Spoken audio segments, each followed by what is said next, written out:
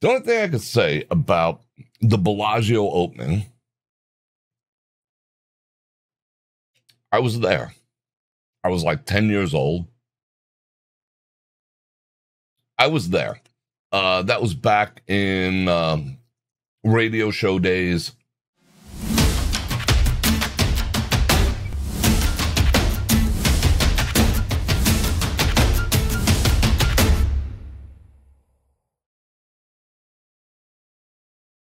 I was doing my thing. I had a personality.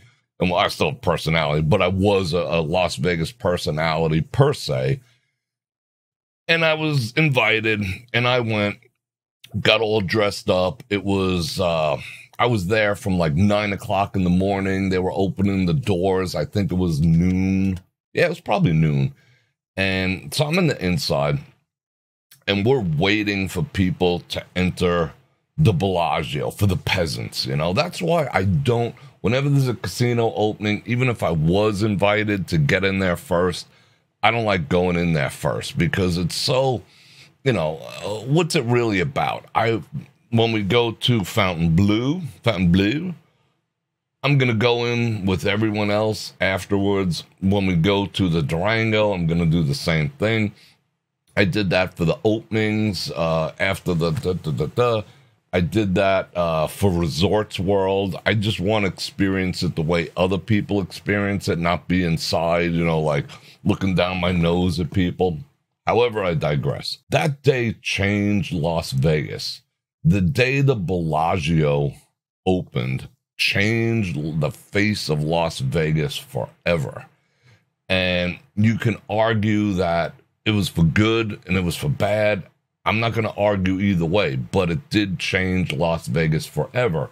And not the way you think. If you go back, for those of you who were around at that time, that was, remember the heavy drapery. It had a very heavy,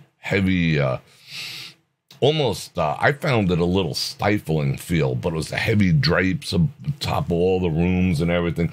Two things happened during the opening. The people all came in, and we waved and we laughed and we elbowed each other and whatnot, but we were all in shock. Well, I'll go back to saying, I'll take it back a little bit.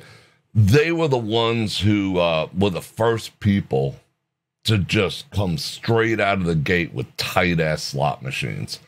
Their slot machines were like, that was a period in time, 25 years ago, where you can take a $20 bill. They didn't have all these, play 50 denominations, max bet. You put in like even video poker. You put in $20, and if you were playing quarters, it was quarters. It wasn't 5 quarters, and you needed to play the 5th quarter in order to, to get full pay on the jackpot and everything. Back then, you put $20 in a machine, you played quarters, you were playing a quarter. So it's different. If you wanted to play 4 quarters, that would be what? $1. So they were the first person to change that. And back then, you can go to, I remember going to like Arizona Charlie's about at the same time, like on my way home and whatnot, slipping a $20 bill in, I think it was like the original Sphinx machine, one of the first machines where you got to pick which jackpot you wanted and all this other type of stuff. And it would last for an hour. You knew it was going to go. I mean, if you play slots, you know that money is gone unless you get up at some point, especially while you're ahead. Show discipline. But you could play an hour for $20. That's when playing slots would truly be considered entertainment. So that was entertaining back then.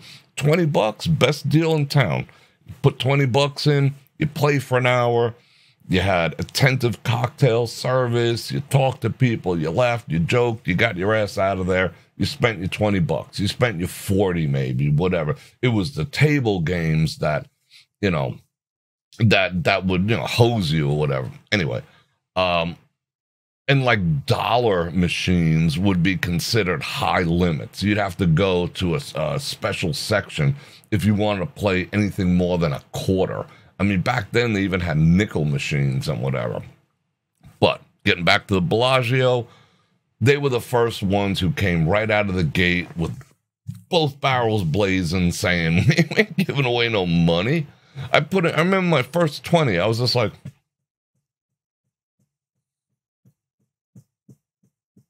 gone.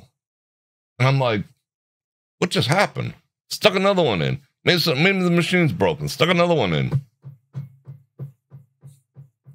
Not one win. Not one win. Opening night. Oh, the casinos are loose on the opening night. No. Didn't happen. I ripped through money because I was just shocked. I mean, maybe a couple hundred, but a couple hundred back then was, you know, that was considered like, whoa. Everyone was just looking at each other like, did you just see what happened? And that's what it was. Bellagio. They were just sucking money like freaks. So they made all the other casinos comfortable with sucking money like freaks. But what truly happened on the day of the Bellagio opening, and get some coffee in me. Oh, you like that cup? Is that Boss or what? Bror Fredrik.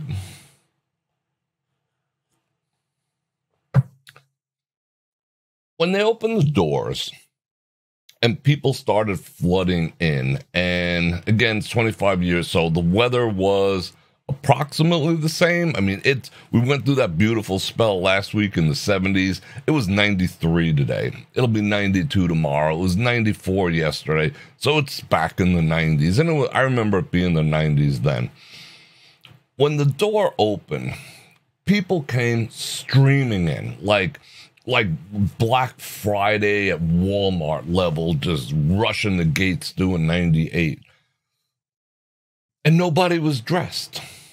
We were all dressed. Everyone. The ladies were in evening gowns, even though it was not evening. Men either had suits or tuxes on, or at the bare minimum, a dress shirt with a tie, with the suit, you know, on the back of the chair somewhere.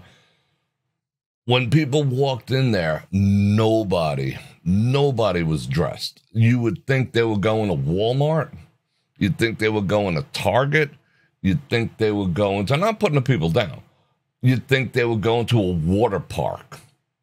I mean, that was back in the day with like fanny packs. There was like fanny packs, wife beaters, and Crocs. And like water park shorts. Just flooded into the place. But here's the thing. They all had a fistful of $100 bills, waving them around. They were fighting over machines like it was Black Friday. You know, they just wanted to park their ass in front of a machine because of the myth that, you know, when a casino opens, the machines are all loose. You know, that way everyone could win. But we've proven that to be wrong a bazillion times. That's Sarka and many others. And everyone was just looking at each other. Management was like, are you seeing what I'm seeing? Yeah, Bob, you seeing what I'm seeing? But it changed the complexion of the city forever. There was no turning back after that because the powers that be were just like, we would love to, you know, be so upscale where people would walk into here like back in the days with you know, the Desert Inn. The Desert Inn was not a place that you went in flip-flops. Everyone would just turn around and look at you. That was, it was an older place, but it still had that vibe.